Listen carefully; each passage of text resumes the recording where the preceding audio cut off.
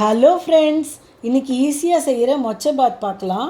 Taste ரொம்ப ரிச்சாக பிரியாணி மாதிரி இருக்கும். இது இப்போ மொச்சை நிறைய கிடைக்கிற சீசன். இப்போ எல்லா வெஜிடபிள்ஸுமே throughout the year frozen ஐட்டம்ஸாக கிடைக்கிது.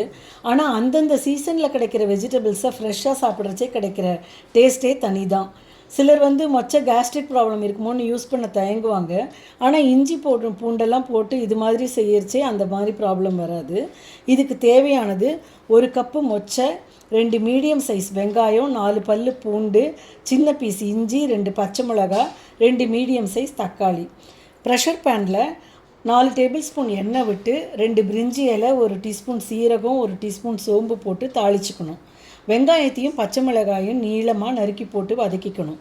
கொஞ்சம் வதங்கினதும் தக்காளியையும் இஞ்சி பூண்டையும் அரைச்சி இதில் சேர்த்துக்கணும். இதெல்லாம் நல்லா பச்சை வாசனை போக வதங்கினதும் மொச்சையும் போட்டு 2 நிமிஷம் வதக்கிட்டு 1/2 டீஸ்பூன் மஞ்சப்பொடி, 1 டீஸ்பூன் காரப்பொடி, 1 டீஸ்பூன் கரம் மசாலா பொடி, 1/2 டீஸ்பூன் உப்பு போட்டு நல்லா ஒரு சேர 2 நிமிஷம் வதக்கி 3 கப்பு தண்ணி விட்டு கொதிக்க வச்சுக்கணும். இப்போ ரைஸுக்கு தண்ணி அளவு பார்க்கலாம்.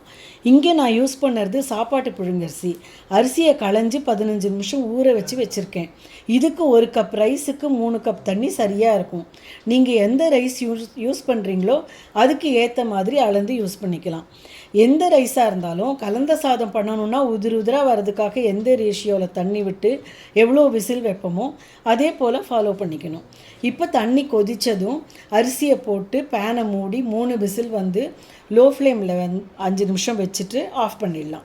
ப்ரெஷர் ரிலீஸ் ஆனதும் திறந்து பொடியாக நறுக்கின கொத்தமல்லி போட்டு 2 டீஸ்பூன் நெய்யும் விட்டு கலந்தால் சுவையான பாத் ரெடி. Bye friends.